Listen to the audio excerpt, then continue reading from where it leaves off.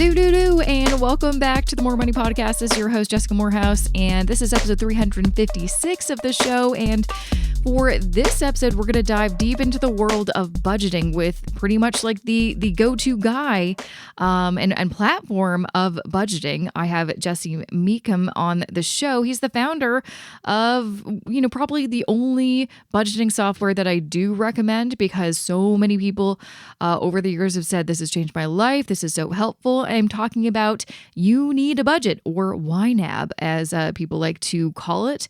And he is on the show to talk to me about how he developed this software, how he got the idea, and just some really important things that everyone, including myself, needs to know about budgeting. Now, a little bit about Jesse. So he's a personal finance expert and business leader. And of course, like I mentioned, the founder of YNAB. He also is a podcast host himself. He hosts the You Need a Budget podcast, the Beginning Balance podcast, and is also the Wall Street Journal bestselling author of his book. Guess what it's called? You Need a Budget. There's a trend going there. That's great branding. Just keep on using that term and, the SEO of it all. Well done. Well done. He's also a self-proclaimed recovering CPA, and he's deeply passionate about teaching individuals, families, and business owners YNAB's 4 rules to help them gain control over their money. And really, and we dive into this in the episode, but Jesse, first developed YNAB and the YNAB method from a simple spreadsheet, just like me and my, lovely spreadsheets. Gotta love a spreadsheet. It's something that he, realized he needed for himself and his young family. And, over time, it just developed into a very comprehensive software platform that has earned a lot of recognition and is very, very popular. So I'm so excited to dive into this episode and interview with Jesse. And one of my favorite topics, budgeting. And I feel like I don't have a lot of episodes about budgeting lately. I have a lot of episodes on, investing. So I'm very excited to dive back into the world of budgeting because it's super, super important. But before I get to that interview with Jesse, here's just a few words I want to share about this podcast episode's sponsor. This episode of the More Money Podcast is supported by Bel Air Direct. With the current high cost of living, I'm sure just like me, you're trying to find different ways to cut your expenses down and save more money. Well, one simple way to do this is to look at your home and auto insurance. Did you know that if you bundle your home and auto insurance policies with the same insurance provider, you could save up to $750 per year? You can save even more by asking about multi-vehicle discounts if several family members in your household drive cars too. You can also save money by driving safe and maintaining a clean driving record. While your driving record impacts your premium rate, companies like Bel Air Direct can reward your safe driving in real time through programs like Auto Merit. And lastly, you can reduce your monthly premiums by increasing your deductible, and you may be eligible for even greater discounts if you're a student or if there's a program partnership through your work. To learn more ways to save on your home and auto insurance, and to get a quote to see if you can save by switching to Bel Air Direct, visit belairdirect.com. Once again, that's belairdirect.com. Welcome, Jesse, to the More Money Podcast. I'm thrilled to have you on the show. Thanks so much for having me. I'm very glad to be here. You're so welcome. I mean, I have been aware of, and I feel like talking to people about You Need a Budget, or YNAB, as it's most commonly called, for years and years and years. So I'm thrilled to have you on the show to talk about it, because I know a lot of listeners use it to help them with their budgeting and just creating a plan for their finances. So I kind of want to start there. I'm sure most listeners who are aware of YNAB would probably be curious about how it all got started. You want to kind of share, what inspired you to create it? Yeah, absolutely. I'd be happy to. It really was out of necessity. So, this was long before we called it anything, and we never had any commercial, intention to say, oh, let's sell this. It was just my wife and I were just married, and we were young, newlyweds in school, with not a lot of money-making prospects in front of us. And we needed to make sure that we really just were super intentional with our meager finances. So I ended up building a little spreadsheet, and I learned about spreadsheets in a college course, and I was like, oh, this looks pretty useful. So I built a spreadsheet, and we started following it, and I realized that it was working pretty well for us. We were able to save a little bit of money. We were able to not borrow some money with the help of scholarships as well. While we were in school, and we lived really, really tight, but we were making forward progress. And I was I was just really happy to see how much this awareness of our money was helping us make good spending decisions. So fast forward about a year, and we decided we wanted to have a baby. And my wife and I, we both wanted her to be able to step out of the workforce once this baby came. And that meant that our income would be cut in half. And I wouldn't be able to work more hours to make it up. I still had to make sure I was focused on school. So I had this idea, like maybe other people would want to buy this spreadsheet that we've been using. It's been, it's proven useful. And that was kind of what launched it. It was really, we needed to make some extra side money, and that was the solution we came up with. So it hasn't been a spreadsheet since 2006, but yeah, that is the origin story. Interesting. So tell me about the shift from it starting as a spreadsheet. And as you probably know, I mean, there's so many budget spreadsheets and that you can get on Google Sheets or Excel. But I think what makes, YNAB, different. And honestly, when people ask me like, hey, I don't want to use a spreadsheet, what else can I do? I'm like, well, I think the only thing that really has had a high success rate for people is you need a budget. So tell me about the process of converting it from a spreadsheet into a fully functioning, software program that really has a lot of features and functionality. Yeah, it's been iterative. So people will look and say, "Oh, look at that, this amazing thing." And I do think it's amazing, but it's been a slow, step-by-step process. What's interesting, and I think where the success rate comes from with people that use YNAB, is still not really the software. When I was first launching the spreadsheet back then, I realized that the spreadsheet was essentially enforcing 4 rules. And these rules were really meant to help me and my wife, Julie, make better spending decisions. And once I realized that the rules were kind of the magic and the spreadsheet was just the way I happened to have implemented this decision framework, then we were off to the races, because then we've been able to steer the software, whether it's on your phone or on Alexa or on the web. We've been able to steer it and make sure that the software's whole purpose is just to help you learn and implement the 4-rule method, which just leads to you making better spending decisions. And I don't mean better like you were really bad before, or, oh, I can't believe you spend money on this. I mean better in the sense that it's truly a higher quality decision. You take into account finite resources, you take into account the future, you leave some flexibility in place, you leave yourself some options. That's all just good decision making. And the 4 rules just really promote that. And that's where people see the success. So they wouldn't have to use our software. They could take the rules, learn those, and run with it. But I think, what I hear often from people is people are looking for that template or that starting place. Because when you say, oh, just start a budget, I mean, that's actually a very overwhelming thought, especially if you've never done it before. And what I often see too, and I think this, YNAB kind of solves this, is that if you were just to download any kind of budget spreadsheet you find, there's all shapes and sizes.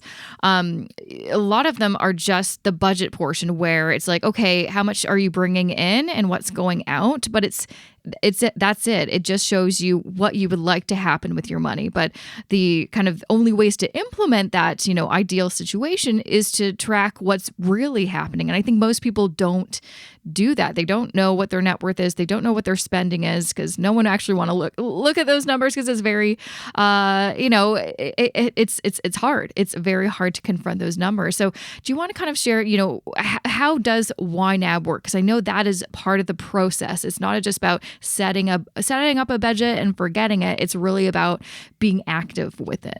Yeah, absolutely. I mean, a budget is just it's just a plan for your money. So if you don't have a calendar, if you don't have something that tells you what you're going to do that day, then someone might say, well, you're probably not managing your time very well. And with money, it's very much the same. But we start people off when people say like, I want to start a budget, and maybe they're feeling really gung-ho about it. We kind of sometimes take the wind out of their sails, because we start really small and really simple. And we ask them, what money do you have in your checking account? And they might say $300, $3,000. It's always the same exercise on our side. And then we just ask one question, and that question will get very informative as people work it. But it's just, what should this money that you have on hand right now, what should that money do before you are paid again? So we don't forecast. We don't look ahead. We don't say, oh, I will earn this, or I'm paid this much and I'm paid every other week. And, this is a 3 paycheck month. We don't do any of that. It's just, what money do you have? Okay, that is the resource that you've been that you've been given and you must allocate. And then we just follow the first rule where we say we want to give every dollar a job. And when you do that, that's the first step toward better decision making, because you are now dealing with finite resources instead of fictional. Sometimes through rose-colored glasses, we just like to think that more money that will come later will always solve a current problem. And we don't really want to do that. We want to feel the finiteness of our resources, because in that feeling, it can promote better decision making. And that's the end objective. So when you follow that first rule, whether you've just got $300 and you're like, well, gas, groceries, and I have this one random bill I need to pay. Okay, that's what we're going to do. And then the next time you're paid, you just repeat the process. What should this money do before I'm paid again? So with the, kind of rule number 1, give every dollar a job, I guess the other kind of question would be, how do you know what job to give every dollar? Everyone loves to know, am I doing this right? Is there the most efficient way possible? How can I make sure that, all my money isn't going towards expenses, that I am, doing something good now that I'll be thankful for in the future? So how do you determine what kind of jobs to give your money? Do you kind of use some rules of thumb, or do you have some kind of guides to follow?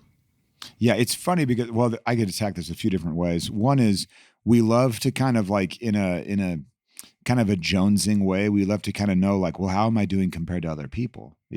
So that's one thing. And that is reasonably informative at times.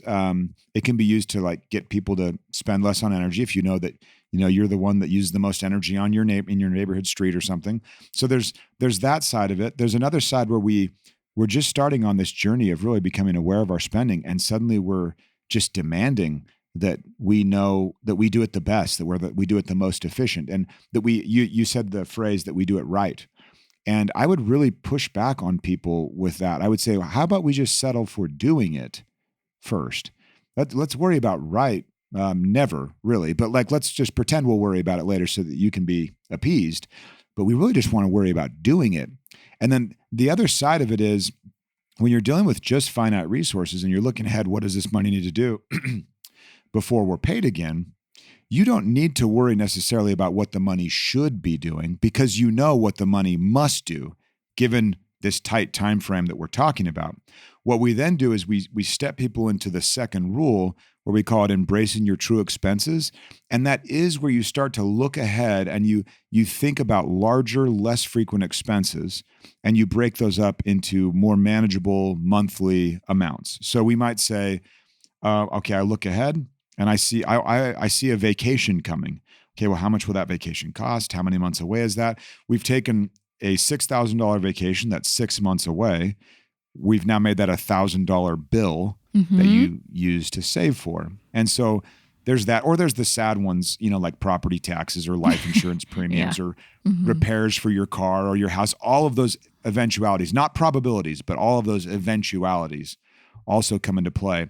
But the easiest way to do that is to look back through your last, year of bank transactions. Literally just kind of blur your eyes and scroll down and wait for larger numbers to kind of just pop out as you scroll and be like, oh, what was that?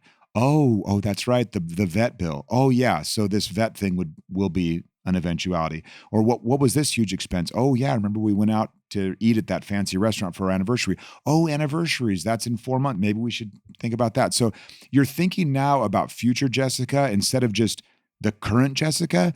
And suddenly, where with rule 1, we've been giving every dollar a job and feeling those finite resources strained across different current priorities. Now we're feeling those resources strain across future and current priorities. And that's where the decision-making gets 5x, 10x, because now you're not just thinking, should I buy these boots or something? You're thinking, should I buy these boots in comparison with the fact that I also want to be able to buy new car tires? And no one makes those kinds of trades, but they do happen all the time.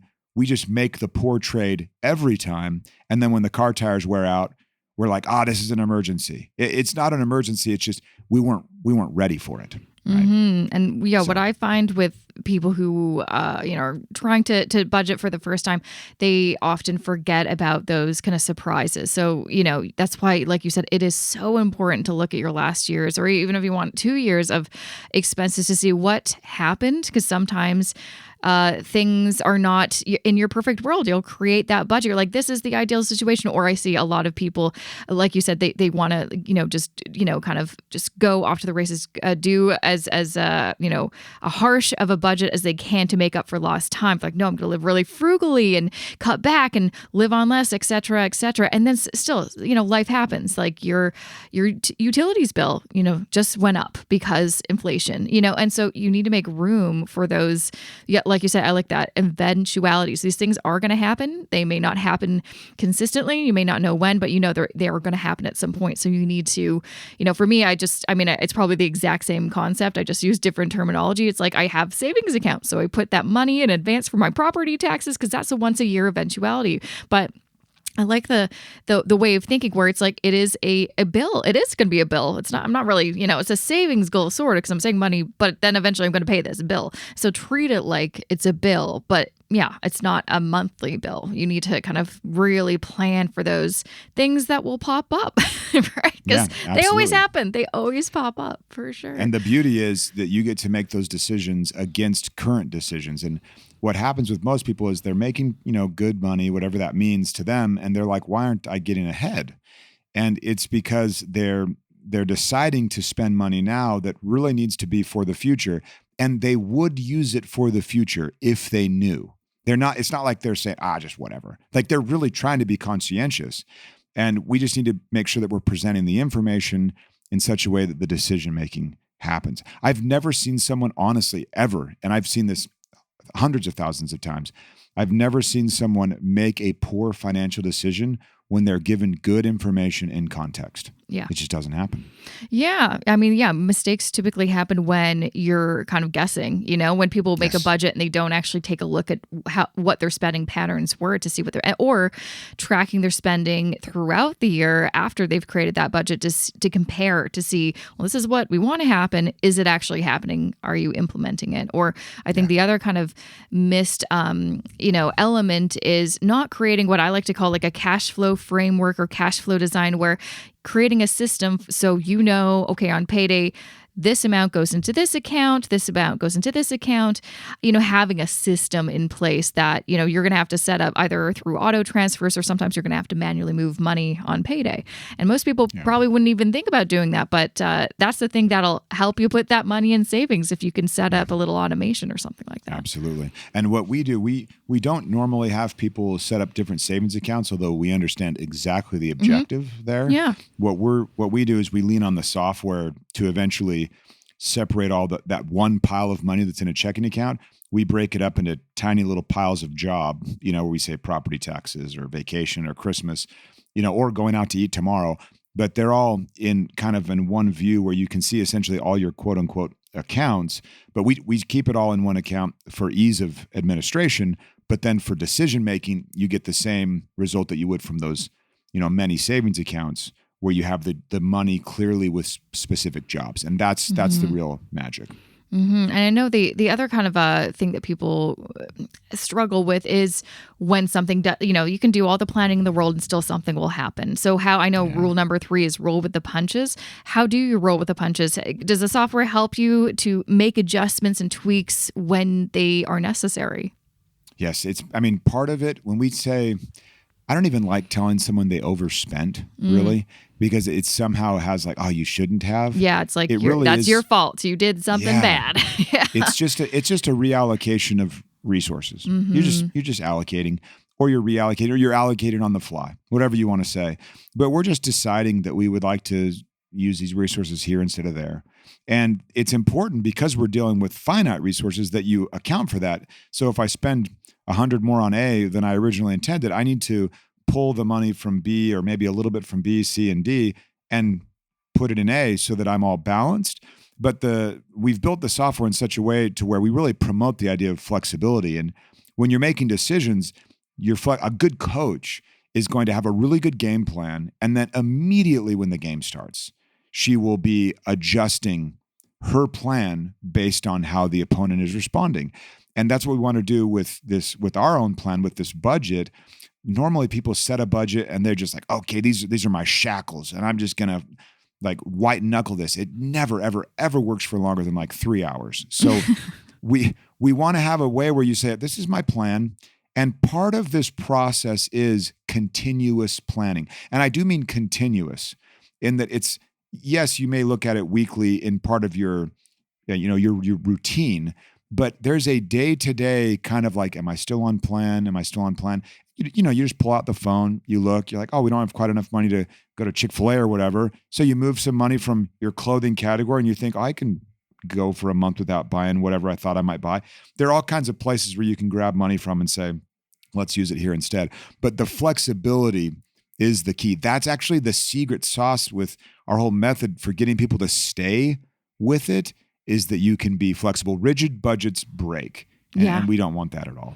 Yeah. I mean, that's, why I see so many people stop budgeting or say budgeting just doesn't work. I'm not good at it, or budgets in general don't work, is because they were trying to stick with something that was so rigid.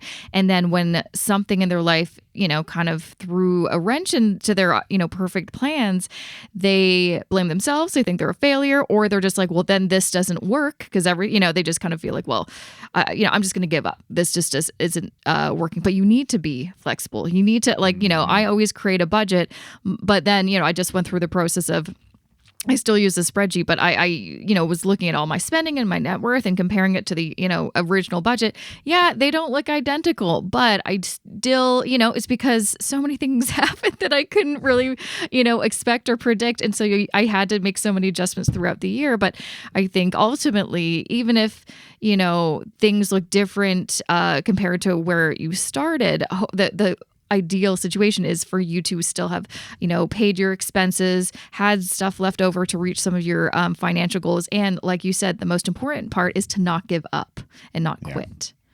Yeah, absolutely. I'm curious though.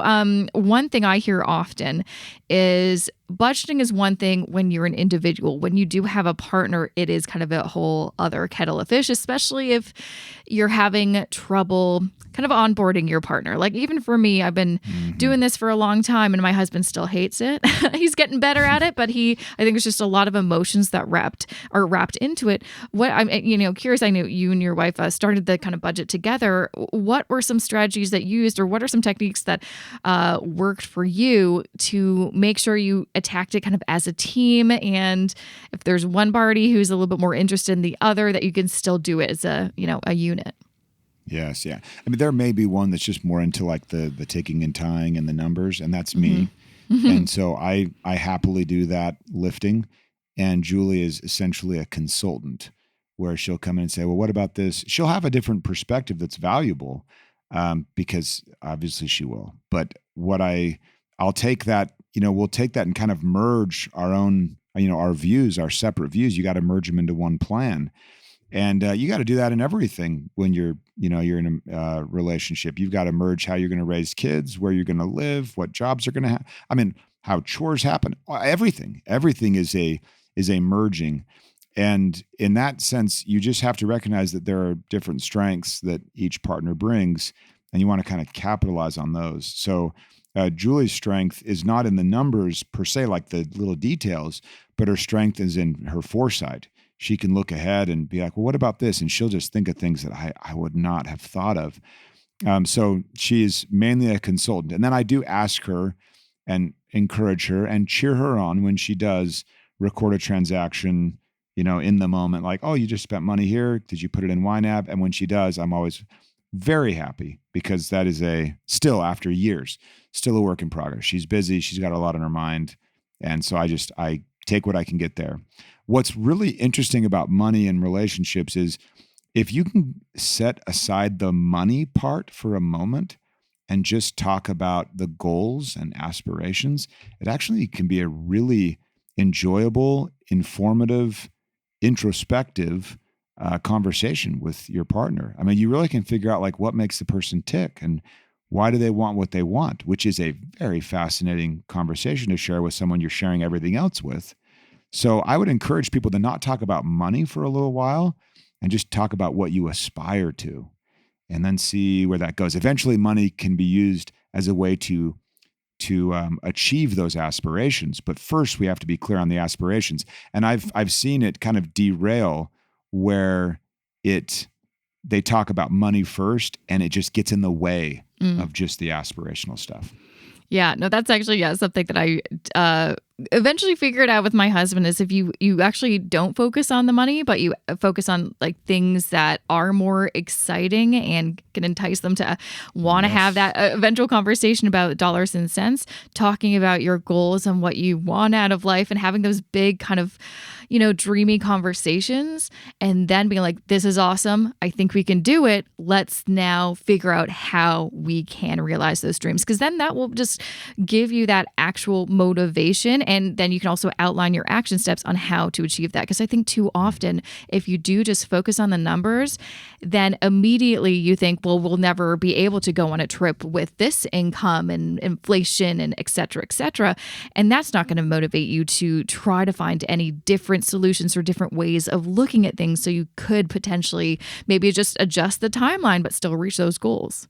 Yeah. Another trick, like this is more of a hack, that is just to make sure that each person in the partnership has their own, we call it fun money here for me and Julie, but you got to make sure you have your own money that's just totally yours. You don't have to, and it's not that you feel like, oh, I don't want my partner to find out what I spend my money on. That's a disaster. Yeah, there should be no secret like that. Yeah. But just the idea of like, I don't even have to like worry about the administration of this. That's the part that's really enjoyable. So some people will actually take out cash, like literal cash.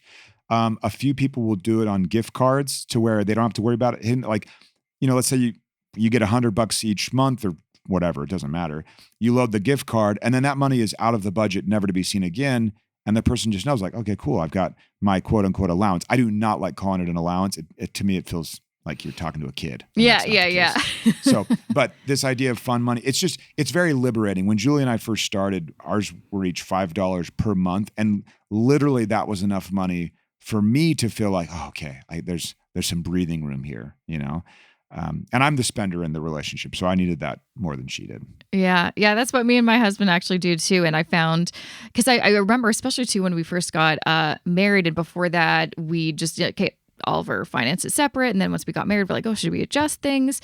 And then we eventually figured out a good kind of combination where it's like some of our money is combined, some of it's separate. Also, we're both self-employed. It's a bit of a mess. And so, but it was interesting hearing comments and, just the perspectives of some people thinking there's only one way to budget if you're a couple. You got to put everything together in one pot. And that doesn't really leave you the room of having any kind of financial independence from your partner in that, giving yourself a few dollars or a few $100 to do whatever you want. And for us, I don't really like the idea of like, oh, when you're married, you are one person. I'm like, no, we're not. We're two separate people. And sometimes I like to buy stuff at this store and, he likes to buy stuff at this store, and it gives us some joy and something fun to do. Right. And so having that, little extra fun money. And also too, I don't even really look at, what he, spends in that account or what. I'm like, I don't care. It's not my business. It's your money.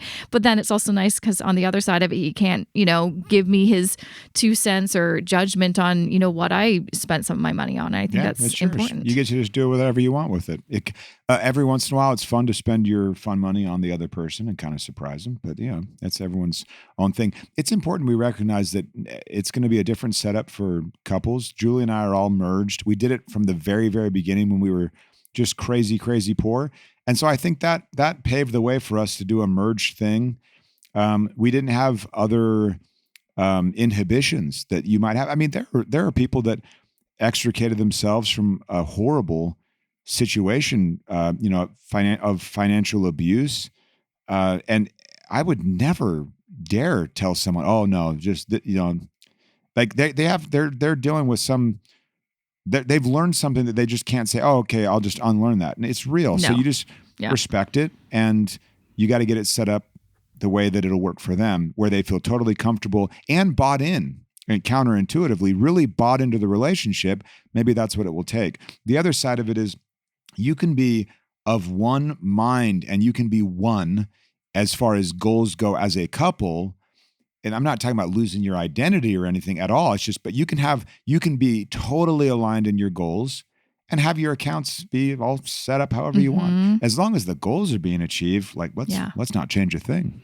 Yeah, as long as you have and that's I feel like something I've been harping on this podcast for a while. It's when it comes to budgeting as a couple, there is no right or wrong, and there's no this is the way you're supposed to do it. It's like every couple is different, and like you said, you may have some trauma in the background there. That's something that it would work for some couples. You're like, I did it once and it really, really affected me negatively. I can't do that, so I'm not comfortable. You're like, cool, let's set up something different to address that so you are comfortable, but we are still actively working towards our goals. And so it's really about figuring out, and that really comes down to having those regular conversations and always having that open dialogue to figuring out, what does your partner need? What do you need? And how can you create a system that works for everybody, and so you can still work towards that. I would add one thing there: make the system as simple as you can. Yes. So with the goals you have in mind, keep it simple. People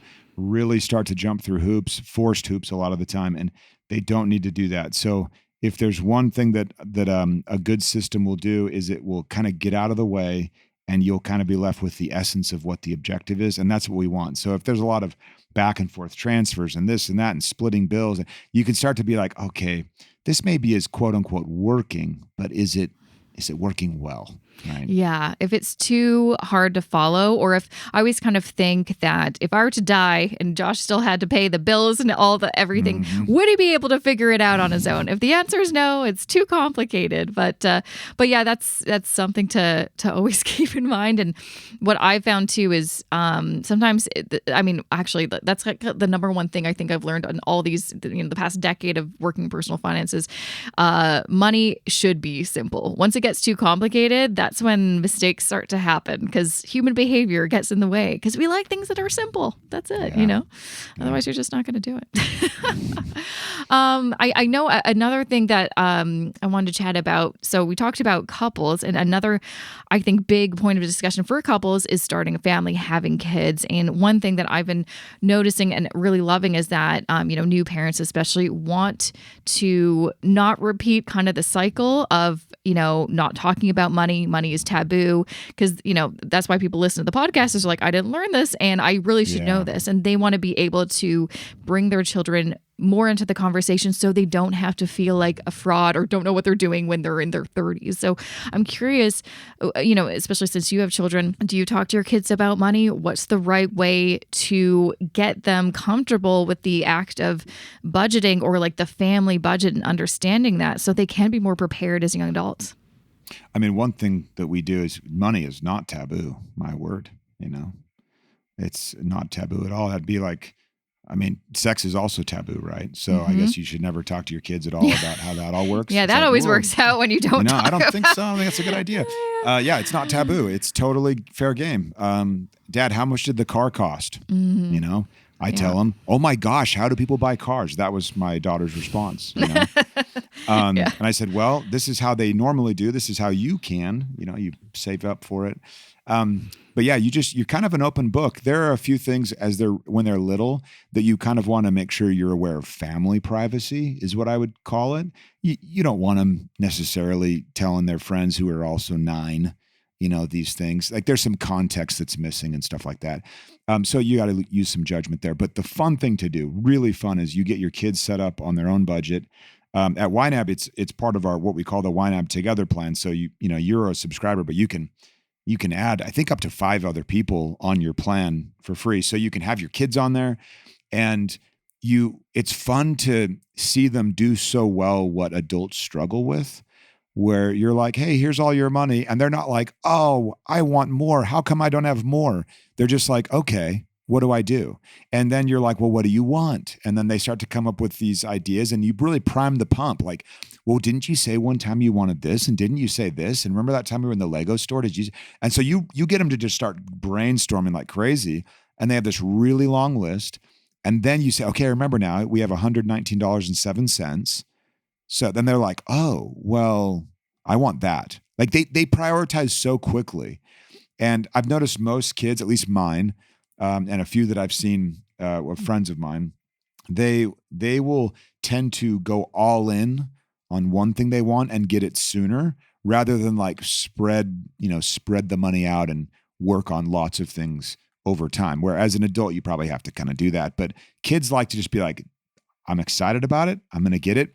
They don't mind leaving all these other priorities to the side for a while and letting them sit. And they're so good at knowing when they've run out of money. Yeah. Adults are so bad at recognizing that we're out. Like, we're done. It's zero. We can't. We're just like, oh, what about our card? Well, no, you're actually out of money. We've just, the whole system's made to make you feel like you've never run out of money. Just 6 easy payments. But in that way, kids have something to teach us as far as how comfortable they are with the number 0 and just being content with that. But I start them when they're 8 with their own separate budget.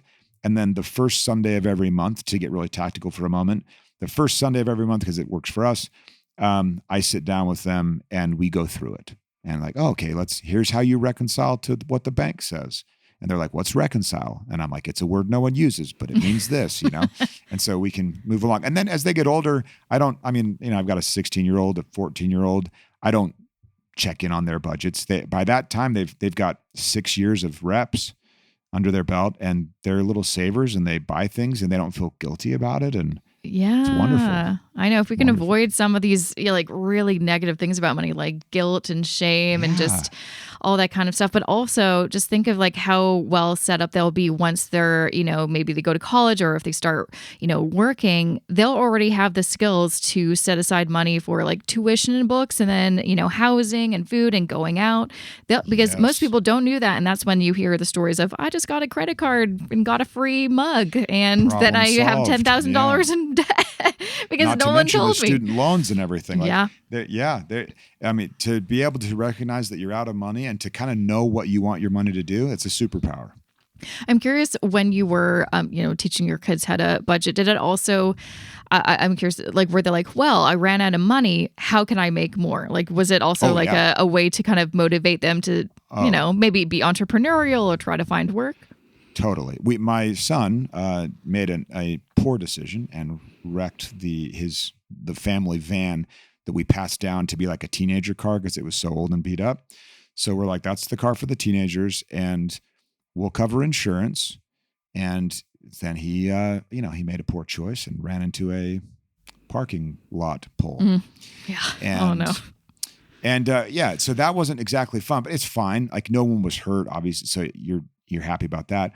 But he has suddenly found more motivation to work because he knows once we get into the body shop to get this thing repaired, that it's going to be a bill, and I'm going to send him that bill. Like, that was you.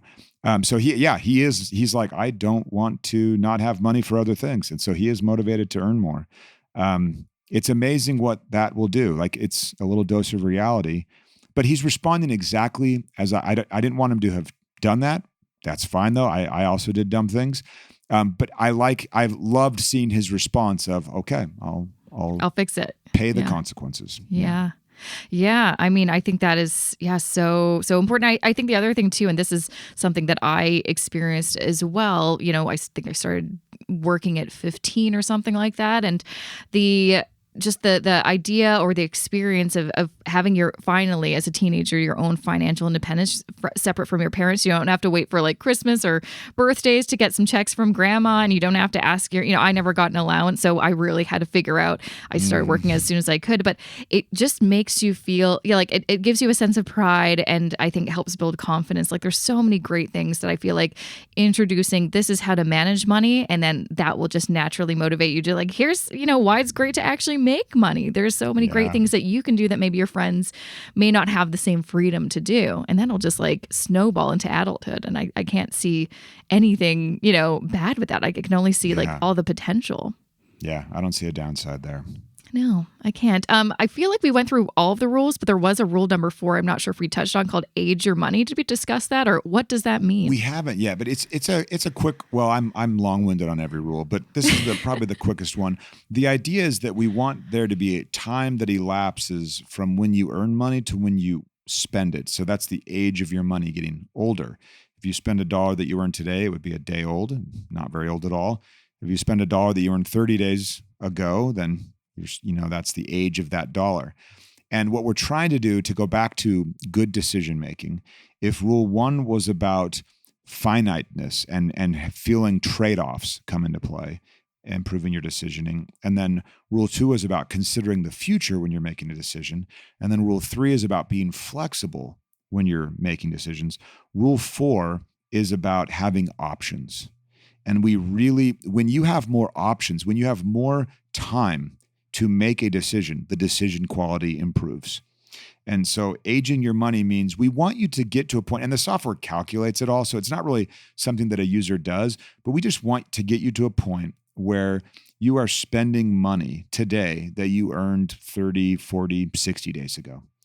And because you're operating with that buffer between you and any kind of urgency, it does completely and totally improve the quality of your decisions because you have time.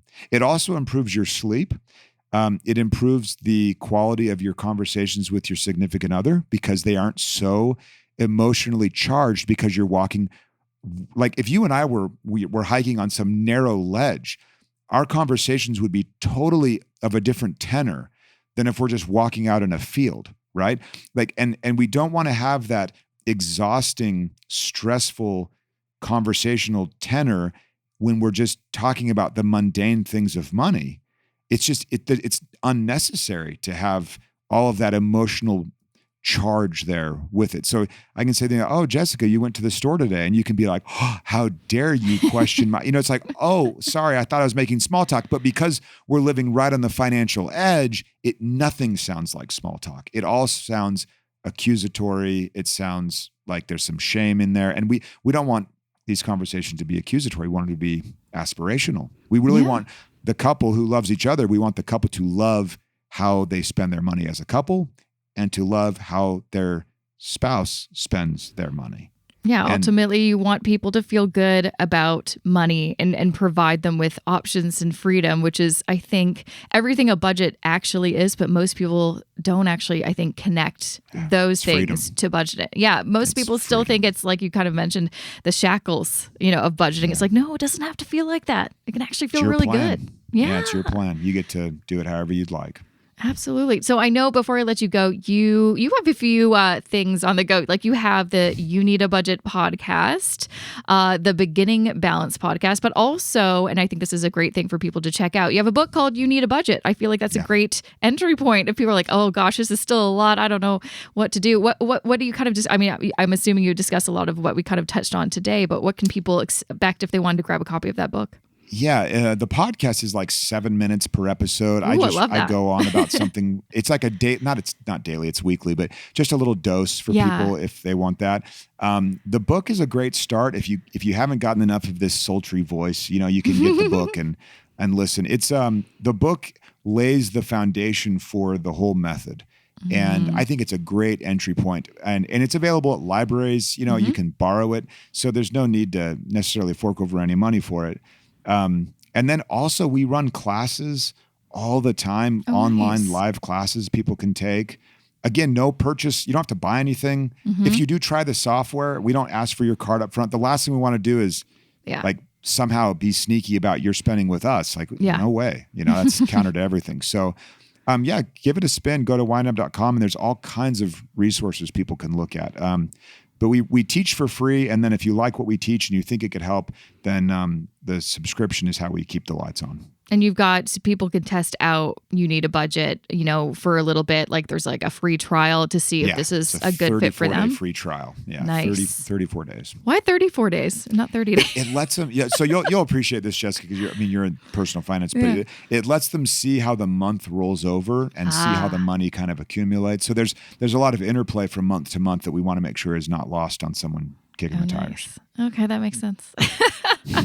Well, thank you so much, Jesse, for joining me on the show. And I'm so excited for people to listen to this episode and hopefully get a little bit more excited about budgeting. Because sometimes I know it's just like the last thing people want to hear about. But like we've kind of discussed, budgeting changed my life. It clearly changed the trajectory of your life. You changed a lot of lives as well who used You Need a Budget. So I appreciate you taking the time to come and speak on the show. Thanks so much for having me. I'm grateful. And that was episode 356 of the More Money Podcast with Jesse Mecham, the founder of You Need a Budget. And to find more information about, some of the things that we talked about or some links so you can, dive into the world of YNAB, make sure to go to the website first and foremost. It's very easy to find. It is youneedabudget.com.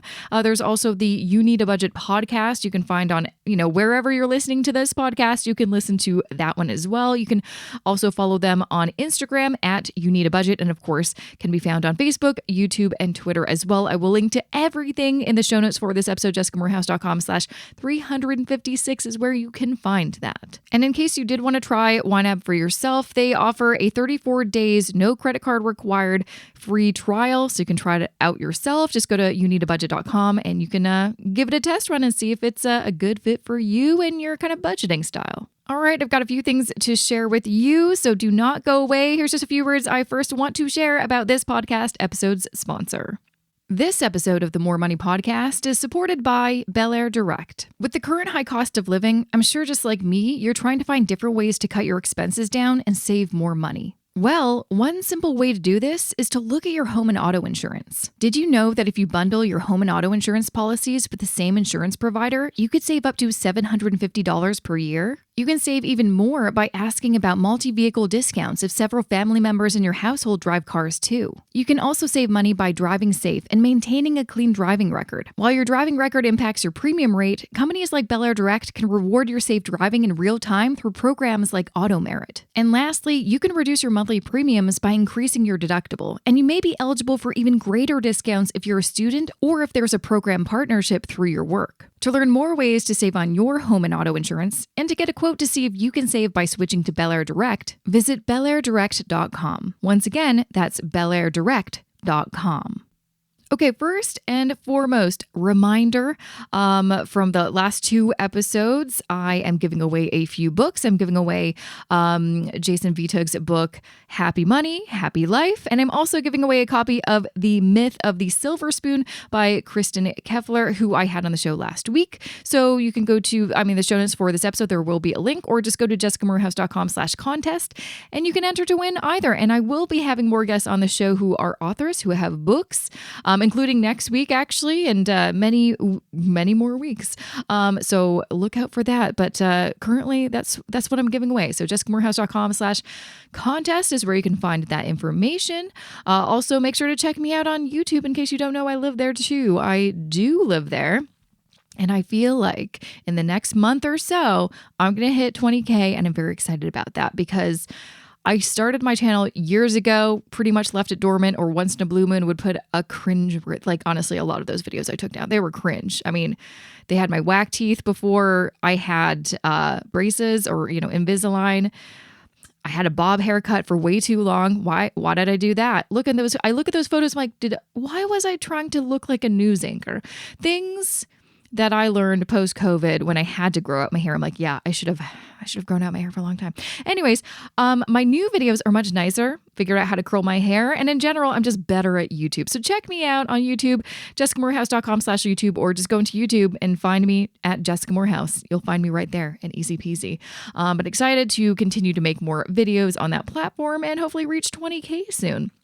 A little kind of personal update. There's lots of things I'd like to share, but not quite yet, not ready. But one thing I recently did, in case you've been listening to the show for a while, so really since, I guess, mid-2020, when it was like the worst of times and we were all locked in our houses, I decided to take the Canadian Securities course because I signed up for it for like a year and a half before that, never took it. And then it's like, it's going to expire, so you have to take it. I'm like, oh gosh, I should take it. And I really just wanted to take it just because I know lots of other money experts are like, oh yeah, we've all done this CSC. So I'm like, well, I want to take it if they've taken it.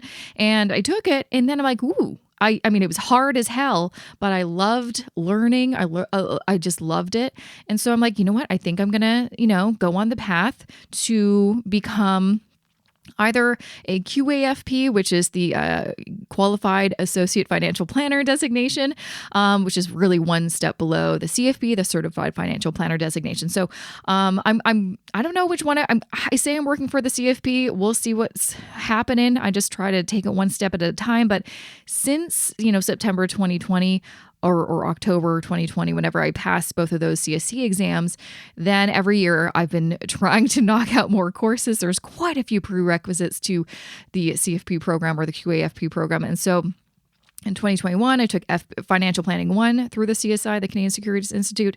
In 2022, last year, like honestly, recently, actually, back in, what was it, October or November, I took Financial Planning 2. That was a very hard exam because I had to do it twice because I took it once in, I think, summer of 2021 and failed. Passed that. And then there's 2 other courses. Like I could take one other course is called the Lending, Retirement, and Insurance Supplement, LRIS or something like that.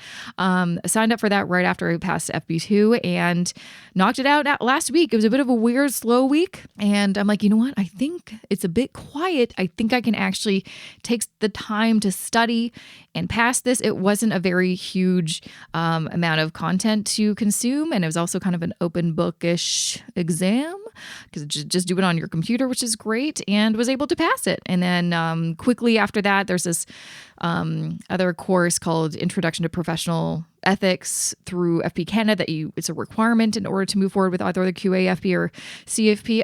It was just like a 2-hour kind of easy peasy 15-minute 15 question exam after that. So knocked that out. And then there's one other supplement course that I signed up for. I've got all the reading and resources to study. Is even shorter than the other supplement course. So I'm going to try to find a quiet moment to do that, knock that out.